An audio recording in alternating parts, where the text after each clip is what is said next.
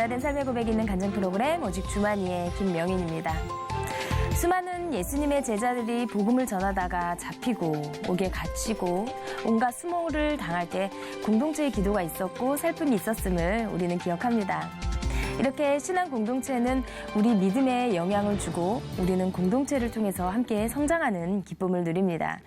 가끔은 공동체 안에서 지체의 신앙 간증을 통해서 하나님의 음성을 듣기도 하고요. 또 우리가 누린 각자의 은혜에 대해 피차 증인이 되기도 하는데요. 오늘도 우리에게 허락하신 신앙의 가족들을 서로 축복하면서 아름다운 신앙 간증 프로그램 오직 주만이 오늘도 기분 좋게 시작하겠습니다.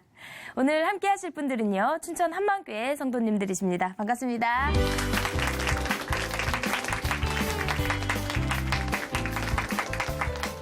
네, 오늘 오직 주만이에서 소개해드릴 첫 번째 출연자는요. 외모에 대한 컴플렉스가 너무 심해서 자신감이 없는 삶을 살아오셨다고 합니다.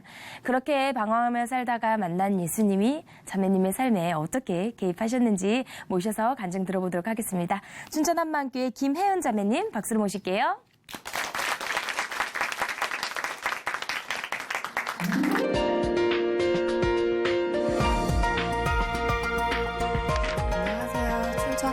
교회 김혜은입니다. 저는 외모에 대한 스트레스로 자신감 없는 삶을 살았어요. 그래서 외모 대신 보여지는 것이 기준이 되어 힘든 삶을 살았는데요. 부활하신 예수님을 만나고 보이는 것이 아닌 영원한 것을 소망하면서 하나님의 기준대로 살게 된 간증을 나누려고 합니다. 지금은 흔적만 남기고 사라졌지만 10살 무렵부터 얼굴에 여드름이 나기 시작했어요. 크고 작은 여드름이 하나둘 생기더니 곧 얼굴 전체를 덮어버렸어요. 친구들은 제게 고로케라는 별명을 붙이더라고요. 얼굴에 각질이라도 일어나면 야, 고로케 설탕 묻혔냐? 하고 어느 날 빨간 목도리를 하고 갔더니 오늘은 고로케에 케첩도 묻혔네? 하면서 깔깔대고 웃었습니다. 내가 원해서 생긴 것도 아닌데 정말 기분이 나빴어요.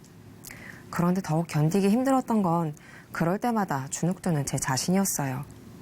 그래서 전 놀림을 받을 때마다 오히려 맞장구를 치며 더 크게 웃어버렸어요. 그게 저의 자존심을 지키는 것이기 때문이었어요. 저와 단짝처럼 지낸 친구가 있었는데요. 얼굴이 예쁜 친구였어요. 그런데 그 친구와 함께 다니면 사람들이 늘 예쁜 아이와 착한 아이라고 부르는 거예요. 왜 나한테 착하다고 하지? 이해가 되지 않았어요. 그런데 친구가 모두에게 관심받고 칭찬받는 걸 보면서 아, 나는 못생겨서 그냥 착하다고 하는 거구나. 그런 생각이 들더라고요.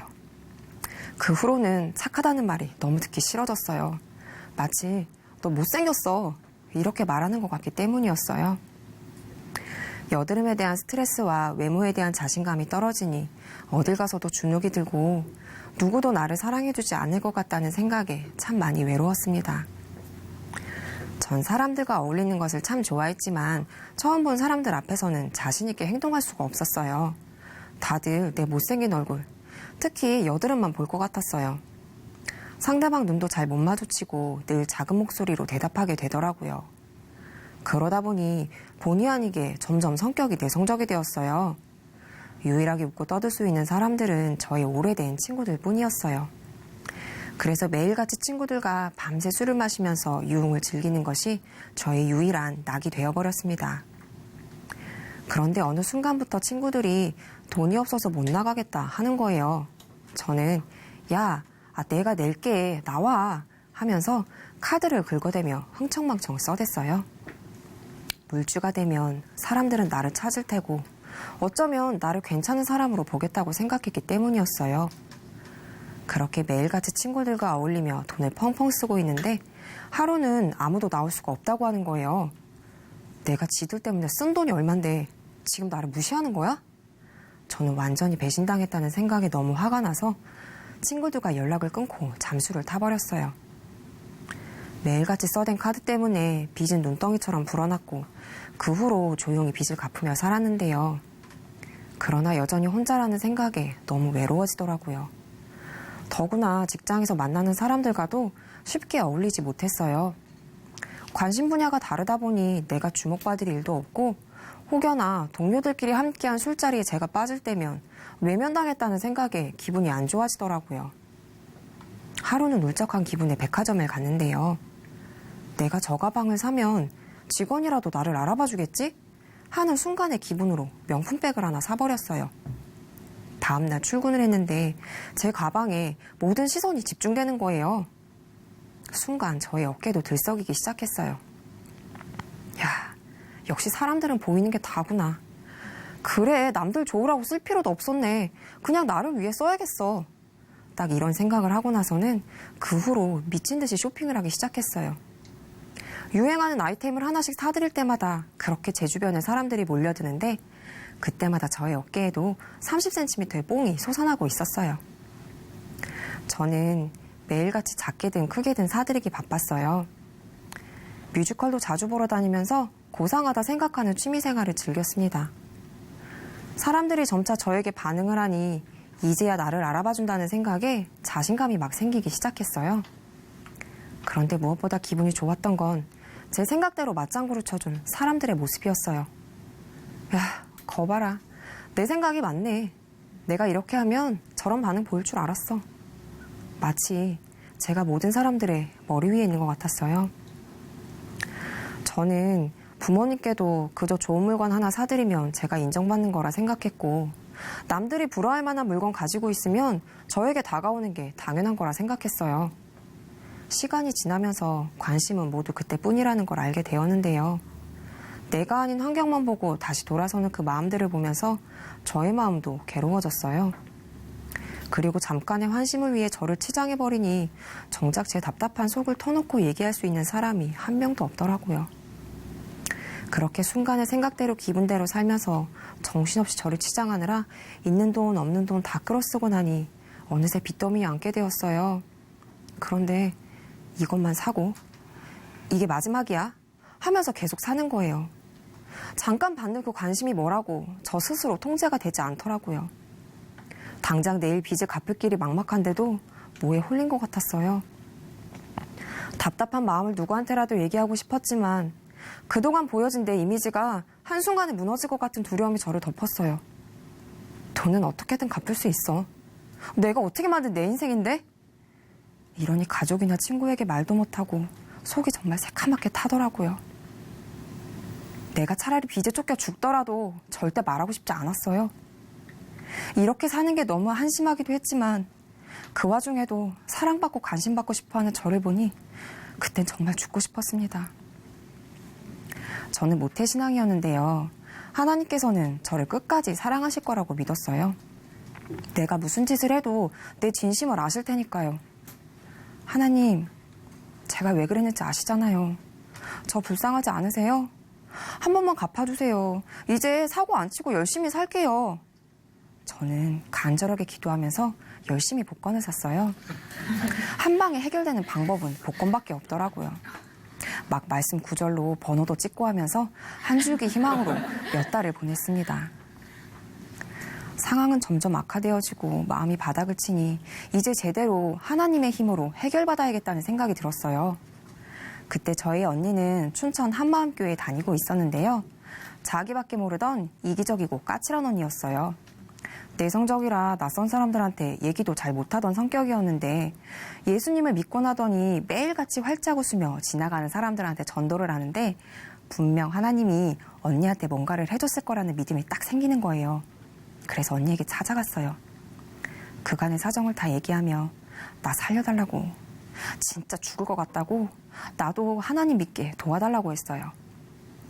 그것이 계기가 되어 언니의 작은 교회와 연결이 되었고 교회에 가서 예배도 드리게 되었어요.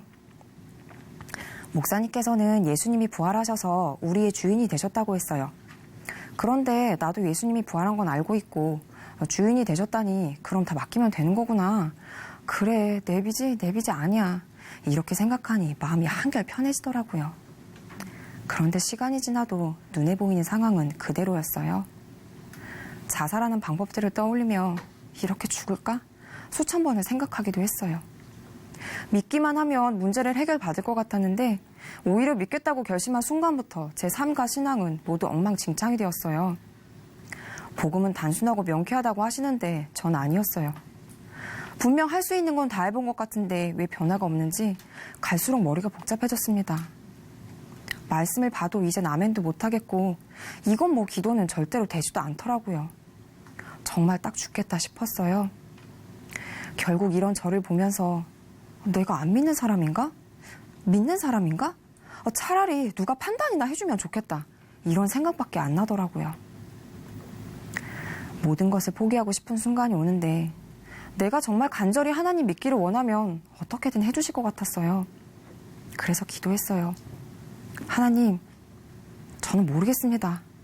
제가 믿는 건지 안 믿는 건지도 모르겠고 안 믿고 있다면 어떻게 믿는 건지도 모르겠습니다. 두 손 두 발 다 들었어요, 하나님. 살아계시다면 제가 믿을 수 있게 좀 해주세요. 거의 발악을 하며 기도했어요.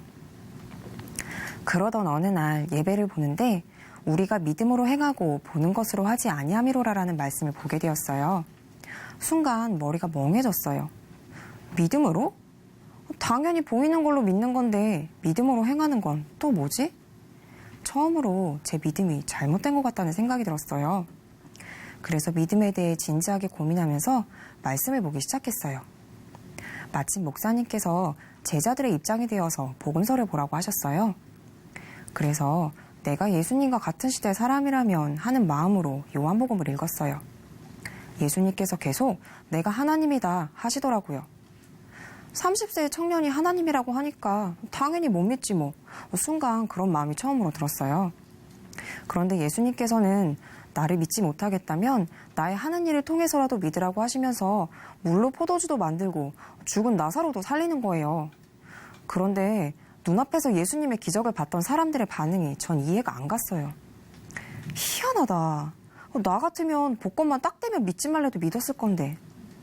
내 눈에 하나님이 안 보여도 나는 믿었을 것 같은데 예수님의 기적을 보고도 사람들은 왜 못 믿었을까?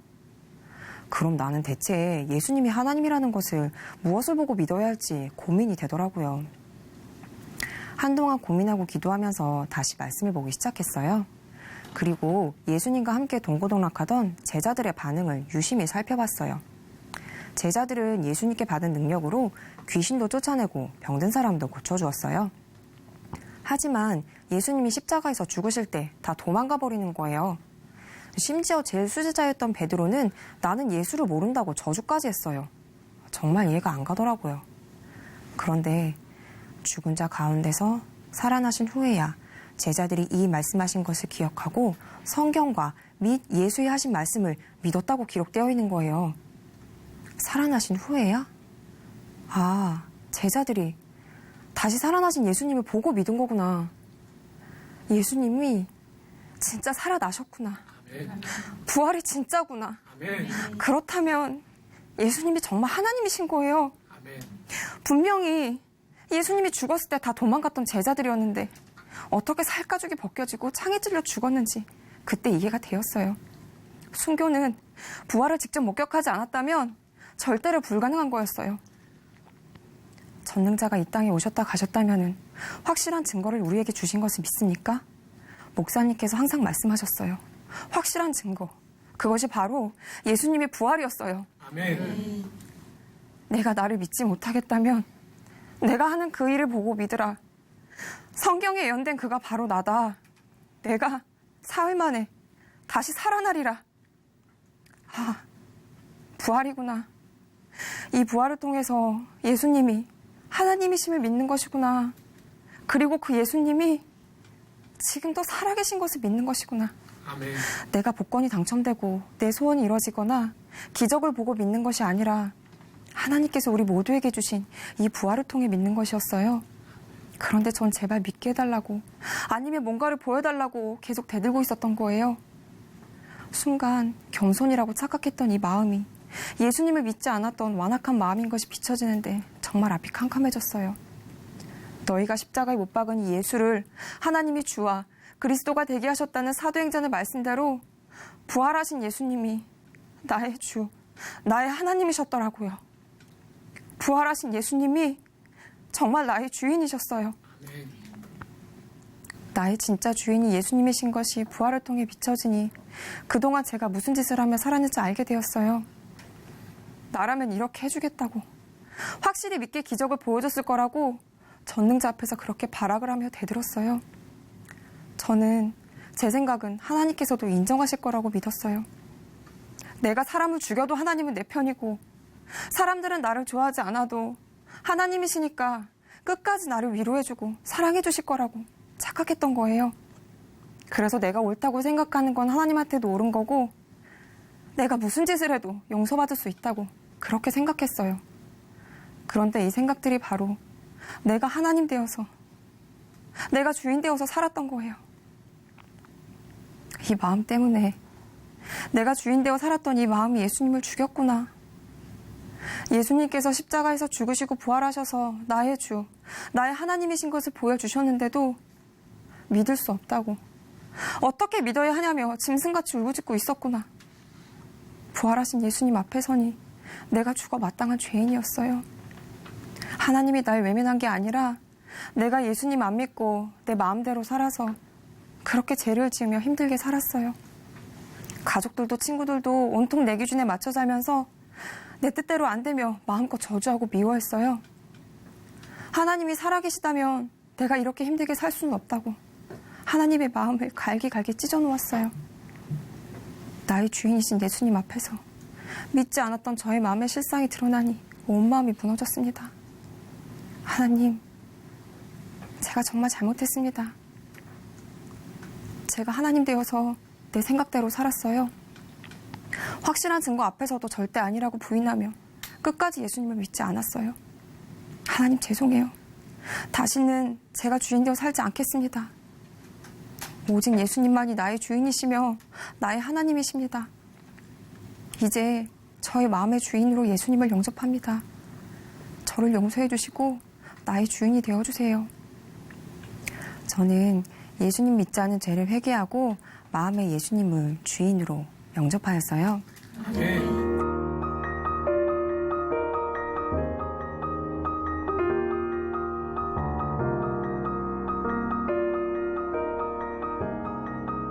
예수님께서 저의 주인이 되어주시니 더 이상 내 생각과 기준으로 세상을 보지 않게 되었어요.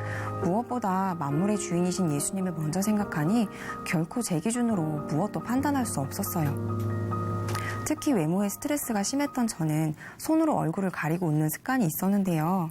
하나님께서 저를 이렇게 사랑하시는데 아무것도 가릴 것이 없는 거예요. 저만의 매력을 주신 하나님께 감사하며 활짝 웃게 되었어요.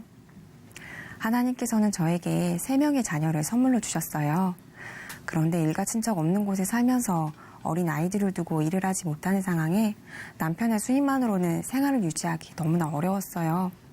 매번 다음 달을 걱정해야 하는 경제적인 어려움에 시달렸지만 염려를 주께 맡기라는 말씀 앞에 순종하며 모든 염려를 예수님께 맡겨드렸어요.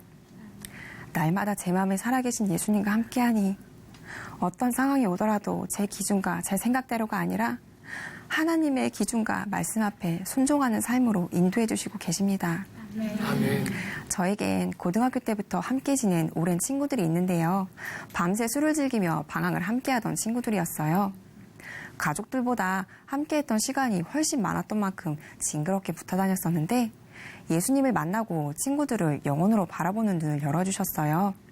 그래서 저는 친구들에게 복음을 전하기 시작했어요. 유난히 근심이 많던 한 친구가 있었는데요. 해결되지 않는 문제들 속에서 죽음만을 소망하며 힘들게 살다가 부활하신 예수님을 주인으로 영접하고 지금은 저와 함께 세상의 방황이 아닌 예수님을 증거하는 동역자가 되었습니다. 아멘. 절대로 하나님을 믿지 못하겠다고 그 믿음조차 제 기준대로 살던 저는 부활의 확실한 증거를 통해 보이는 것이 아닌 믿음을 따라 행하는 사람이 되었어요. 예수님을 주인으로 믿고 하나님의 뜻을 따라 말씀이 기준되어 사는 삶, 진리가 너희를 자유케 하리라는 이 말씀이 날마다 저에게 실제가 되게 해주신 예수님 사랑합니다. 감사합니다.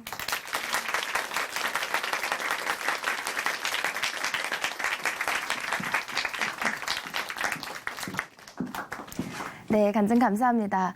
모든 염려를 주께 맡기고 말씀이 기준이 되는 삶을 살아가신다고 하셨는데요. 모든 말과 행동이 주님을 향하는 사랑이 가득 찬 가정 되시기를 바라고요. 저희도 언제나 함께 기도로 응원하겠습니다. 오늘 귀한 간증 들려주셔서 감사합니다. 다시 한번 박수 보내드릴게요.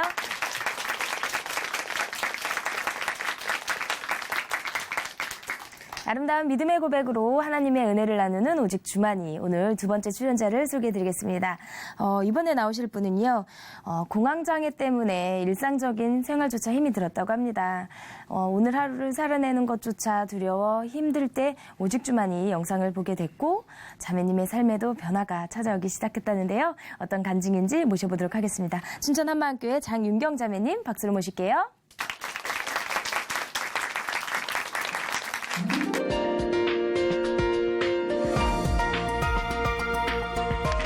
안녕하세요. 춘천 한마음교회 장윤경입니다. 저는 신앙생활을 하면서도 공황장애 때문에 생긴 죽음에 대한 두려움으로 많이 힘들어했는데요. 하지만 부활하신 예수님을 만나고 진짜 자유와 기쁨을 찾게 된 간증을 나누려고 합니다. 저희 부모님은 부부교사이셨는데요. 두 분은 바쁘셨지만 저는 큰 어려움 없이 지냈습니다. 저는 조용하고 순종적인 아이였어요. 목소리가 작아 제가 말을 하면 주위에 반응이 없을 때가 많았는데 그러면서 더 말수가 적어졌던 것 같아요. 저는 제가 몸이 약하다고 생각했어요. 왜냐하면 계절마다 감기에 걸리고 조금만 무리하면 몸살이 나거나 병이 났거든요. 한 번은 여름에 이불을 돌돌 말고 자니 그해 여름엔 감기에 안 걸려서 그 후로 한여름에도 땀을 뻘뻘 흘리며 이불을 덮고 자기도 했습니다. 모태신앙이었던 저는 부모님 따라 착실하게 교회에 나갔고 어려움이 생기면 기도하고 성경도 읽으며 약한 체력 때문에도 하나님을 의지했어요. 저는 생명이나 질병에 관심이 있어서 간호학과에 들어가게 되었는데요. 생각했던 것이랑은 좀 달랐어요. 간호사는 체력이 좋아야 하더라고요. 대학에 들어가면서 기독 동아리에 열심을 내었고 그곳에서 의학과 학생이었던 지금의 남편도 만났습니다. 간호사였던 저는 아이를 낳으면서 일을 그만두고 전업주부가 되었어요. 두 아이를 낳으면서 체중도 줄고 몸이 많이 약해졌는데요. 그러면서 두근거림도 생기고 부정맥도 생기면서 갑자기 죽을 것 같은 증상이 생겼습니다. 증상이 심할 때는 고속도로 터널도 못 가고 지하철도 못 타고 심지어 버스도 못 타겠더라고요. 밤에 두근거림이 심해져 두려움으로 잠을 못 잘 때는 남편을 깨워 기도해달라고도 했어요. 그런데 다음날 남편이 수술을 집도할 때도 있는데 이런 일로 깨우면 안 되겠다 싶어 혼자 끙끙대며 참기도 많이 했습니다. 저는 그냥 내가 몸이 어디가 안 좋은가 보다 했어요. 그 당시에는 공황장애란 것은 교과서에나 나오는 걸로 알았거든요. 그래서 잘 몰랐어요. 나중에 방송을 보며 내가 공황장애였구나 알게 되었죠. 그런데 큰아이 초등학교 1학년 때 저의 증상은 더욱 심해졌습니다. 한 번은 아이 양말 서랍에 양말이 하나도 없는 거예요. 빨랫대에서 걷어다가 개어 넣으면 되는 건데 내가 어떻게 양말을 갖다 놓지 하는 생각이 들면서 못하겠는 거예요. 정말 정상이 아니었죠. 이런 내 모습에 너무 우울했습니다. 죽을 것 같은 두려움이 올 때는 정말 아무것도 못했고 또다시 그런 두려움이 올까 봐 더 두려워지고 아주 악순환이었어요. 나는 하나님이 버리셨나? 얼마나 큰 죄를 져서 이런 고통을 허락하시나 이런 생각이 들었고 이런 나의 상태를 누구에게 속 시원히 털어놓지도 못했습니다. 아이들한테 혹시라도 이런 엄마의 모습이 안 좋은 영향을 줄까 봐도 두려웠어요. 나중에는 내 의지와 상관없이 끊임없이 생각이 들어오는데 불안하고 두려워서 거의 2주 정도 잠을 못 잤어요. 신경쇠약이 된 것 같았습니다. 그때는 하루가 시작되는 아침이면 오늘 하루를 어떻게 살아낼까 너무 힘들다 쉬고 싶다는 생각이 들면서 이래서 사람들이 자살하는구나 이해가 되었습니다. 결국 너무 힘들어서 선배님이 하시는 정신과 병원을 찾아갔어요. 선배님은 약간의 항불안제와 항우울제를 먹으면 증상은 좋아질 거지만 근본적인 해결이 필요할 것 같다고 하셨어요. 그래서 지푸라기라도 잡는 심정으로 신앙훈련도 받았습니다. 그러면서 이런 불안증과 우울증은 많이 회복되는 것 같았지만 부정맥이나 두근거림이 생기면 또다시 죽음의 공포로 힘들었습니다. 의사였던 남편도 신앙훈련도 제 문제를 완전히 해결해 주지는 못했어요. 저는 또 이런 것들이 영적인 문제라고 생각해서 더 기도하고 말씀을 보았습니다. 왜 나는 이렇게 죽음을 두려워하나? 어떻게 하면 이 죽음의 공포에서 벗어날 수 있을까 고민하기 시작했습니다. 저는 이 증상을 치료해 주시든지 아니면 증상이 있더라도 두려워하지 않게 해달라고 기도했어요. 그때 한 집회에서 기도를 받게 되었는데 제가 빛으로 나오지 않고 어둠 속에 있다고 하시면서 기도해 주시는 거예요. 저는 그 말씀이 마음에 걸렸어요. 내가 어둠 속에 있다니. 그럼 내가 구원도 못 받았다는 건가? 고민이 되었습니다. 지난 세월호 사건이 있을 때 저는 너무나 힘들었습니다. 남일 같지가 않았던 게 그때 우리 애도 고1이어서 제주도로 수학여행을 준비하고 있었거든요. 만약에 우리 딸이 그 일을 당했다면 저는 감당이 안 될 것 같더라고요. 그래서 오랫동안 힘들었어요. 마음도 아프고. 그리고 메르스가 온 나라를 두렵게 할 때 저는 너무 무서웠습니다. 내가 죽게 될까 봐. 우리 애들이 죽게 될까 봐. 저희 집은 대학병원 근처인데요. 메르스 환자가 그 병원에 있다니 긴장이 되었습니다. 그러면서 그런 생각도 들었어요. 예수를 믿는 사람은 천국에 가는 거니까 그런 환자분들을 믿는 사람이 케어해야 하지 않나 하고요. 그런데 저는 못할 것 같더라고요. 그러면서 예수를 믿는다면 영원히 사는 건데 왜 나는 죽음을 그렇게 두려워하나? 이건 아니구나 생각이 들었습니다. 그렇게 고민하고 있을 때 어느 모임에서 간증 영상을 보게 되었어요. 근데 일반적인 간증과 뭔가 달랐어요. 보통 예상되는 간증은 어려움을 통해 예수님을 만나게 되고 그래서 질병이든 어려운 문제든 하나님이 해결해 주셨다. 뭐 그런 것이었는데 이 간증들은 놀라웠어요. 문제나 상황은 그대로 있는데 부활하신 예수님을 만나고 자신이 변했고 기쁘게 살아간다는 거예요. 어떻게 저런 간증이 나올 수 있는지 너무 궁금했습니다. 그래서 한마음교회 홈페이지에 들어가서 목사님 설교 영상을 들었어요. 처음에는 그냥 말씀을 듣다가 중간중간 보여주시는 간증 영상을 보고 충격을 받았습니다. 특히 유방암 말기 진단을 받았다는 자매의 간증은 정말 놀라웠어요.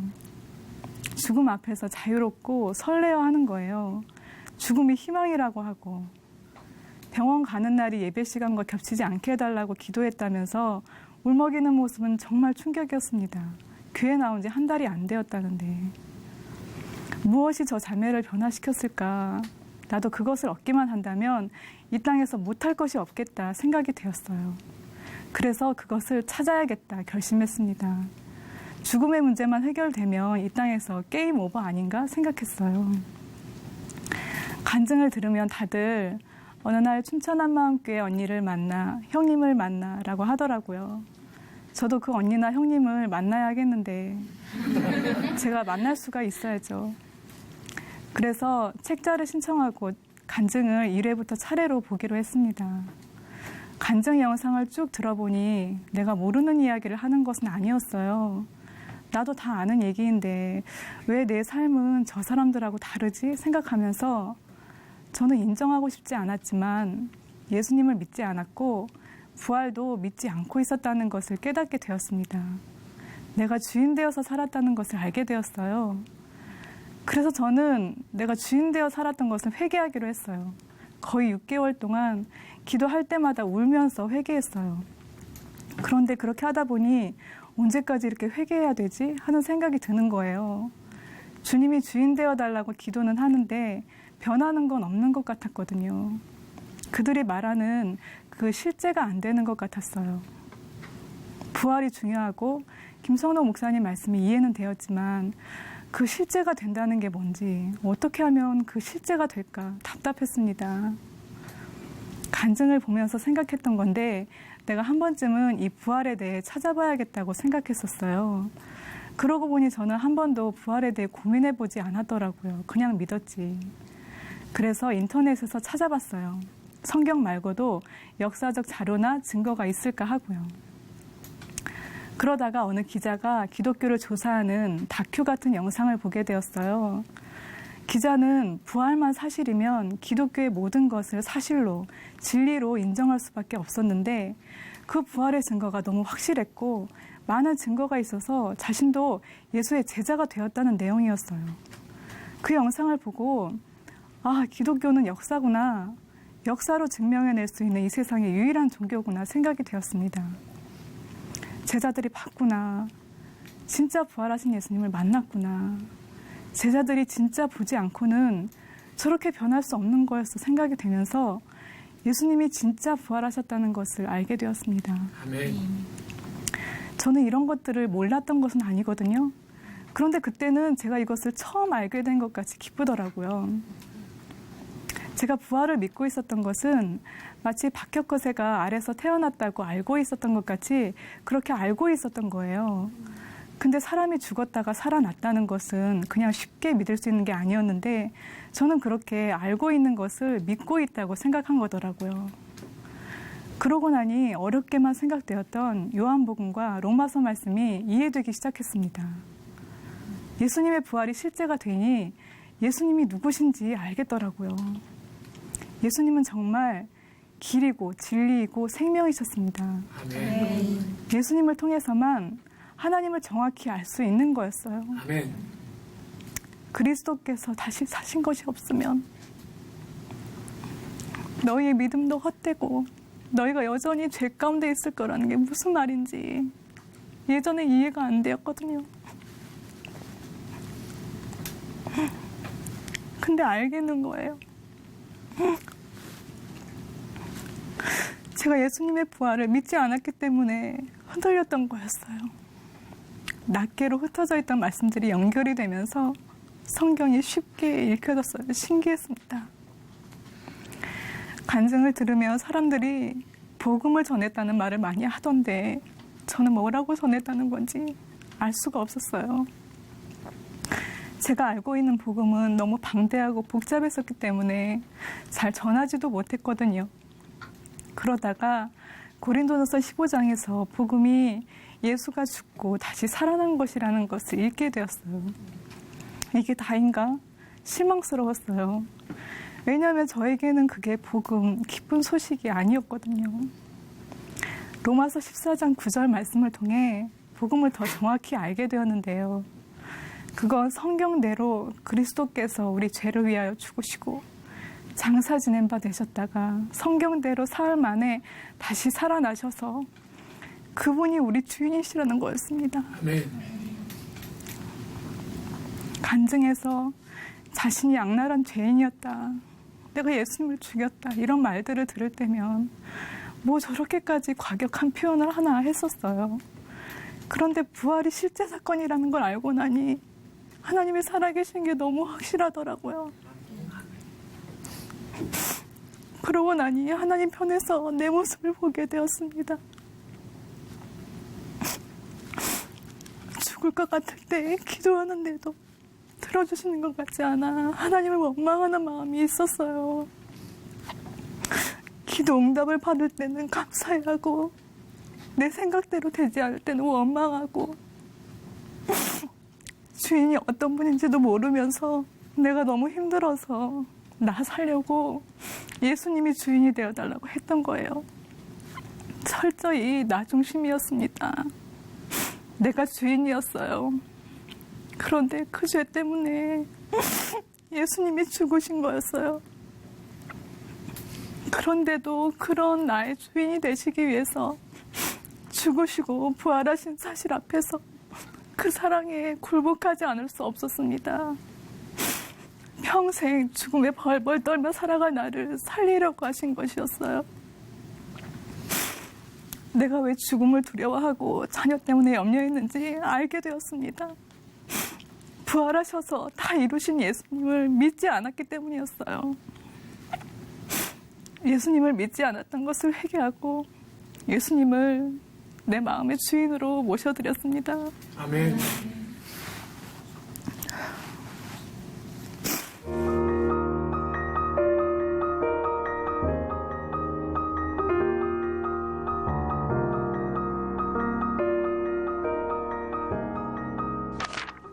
입으로만 예수님이 주인이시라고 하다가 예수님이 진짜 주인이신 것을 알고 나니 기쁘고 자유로웠습니다. 그 후로도 부정맥도 있었고 두근거림과 두려움으로 잠을 못 잘 때가 있었거든요. 저는 간증 영상을 거의 다 봤는데요. 그때 어떤 분의 간증이 생각났어요. 그분은 악한 영들이 너 이제 혼자야 라는 생각이 들게 했을 때 내가 지금 이렇다고 해서 예수님 부활하신 것이 역사인데 없어지는 것이 아니라고 생각하면서 영적 싸움에서 승리했다는 거였어요. 그래서 저도 생각해보니 예수님이 부활하신 게 사실이니까 그 순간에도 내 감정과 상관없이 예수님은 여전히 나의 주인이셨습니다. 아멘. 이전에는 그런 일이 있고 나면 며칠씩 우울해지고 나는 왜 이럴까 힘들었었는데 더 이상 그런 나의 모습으로 우울해지지 않더라고요. 그때부터 내 주위에 있는 모든 사람에게 부활의 복음을 전했습니다. 식사 때마다 핸드폰으로 유튜브 간증 영상을 봤었거든요. 남편은 그거 다 똑같은 얘기를 왜 계속 듣냐고 했었는데요. 남편도 간증을 들으면서 자기가 주인된 죄를 회개하고 예수님을 주인으로 영접하는 놀라운 성령의 역사가 있었습니다. 네. 그래서 저희 부부는 함께 부활의 증인이 되었어요. 제가 왜 예전에는 이 복음의 기쁨을 누리지 못했나 생각해 보았는데요. 그전에는 예수님이 부활하신 것이 지식이었기 때문에 끊임없이 내 모습을 보며 끊임없이 회개하고 순종하려고 노력했었다는 것을 알게 되었어요. 그런데 부활하셔서 승리하시고 다 이루신 예수님, 그 주인을 바라보면 바라볼수록 그 은혜와 사랑이 놀라웠습니다. 장대에 매달은 노뱀을 바라본 이스라엘 백성들이 살아난 것이 바로 이거구나 깨닫게 되었습니다. 아멘. 예수님만 바라볼수록 기쁘고 자유롭고 세상과 나는 간 곳 없고 구속한 주만 보이는 것이었습니다. 아멘. 간증 같은 데서 보면 어려움을 겪고 난 후 다시 그 어려움을 겪기 전으로 돌아가고 싶냐고 질문하면 아니다. 고난을 통해 주님을 만났고 돌아가고 싶지 않다. 뭐 이런 이야기를 듣는데요. 저는 솔직히 공황장애를 겪기 전으로 돌아가고 싶었어요. 두려움이라는 게 너무 싫었어요. 두려움은 사람을 아무것도 못하게 만들거든요. 그런데 죽음을 이기신 예수님을 만나고 보니 죽음이 끝이 아니고 영원한 나라가 있었어요. 제가 이것을 깨닫고 이제야 비로소 공황장애를 겪게 하신 것이 너무 감사했습니다.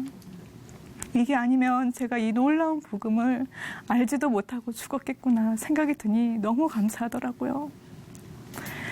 부활하셔서 인생 모든 문제로부터 자유롭게 하신 예수님 사랑합니다. 감사합니다.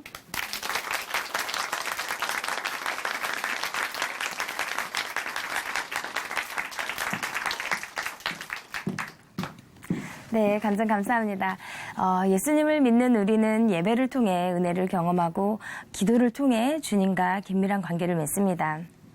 다른 그 무엇보다 주님이 우선되는 삶을 소망하신다는 자매님이 주님과 동행하는 가운데 행복하고 기쁜 삶 사시기를 바라고요. 오늘 귀한 간증 전해주셔서 감사합니다. 다시 한번 큰 박수 보내드리겠습니다.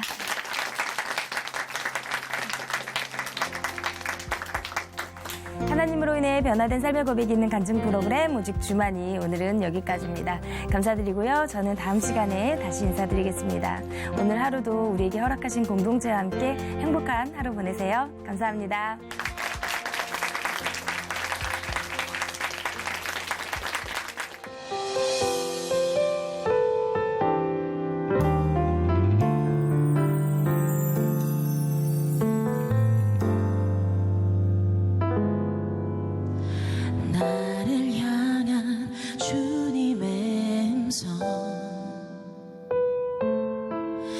내 귓가에 친히 말씀하시네. 내가 너를 사랑하노라. 내 생명을 너에게 주었노라. 주여 나를 화평케 하는 자 되게 하소서. 막힌 담을 모두 허무신 주 예수처럼 나를 통하여 축복이 강물처럼 흘러넘쳐 세상이 주로 인해 감동케 되도록.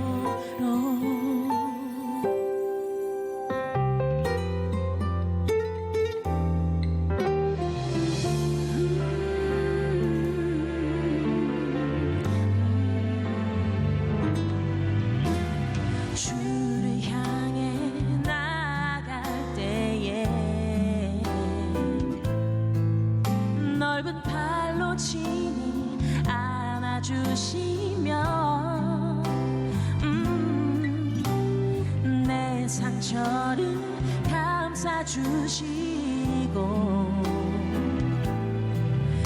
내 영혼을 일으켜 세우시네. 주여 나를 화평케 하는 자 되게 하소서. 막힌 담을 모두 허무신 주 예수처럼 나를 통하여 축복이 강물처럼 흘러넘쳐 세상이 주로 인해 세상이 주로 인해 감동케 되도록 주여 나를 화평케 하는 자 되게 하소서. 막힌 담을 모두 허무신 주 예수처럼 나를 통하여 축복이 강물처럼 흘러넘쳐 세상이 주로 인해 감동케 되도록 세상이 주로 인해 감동케 되도록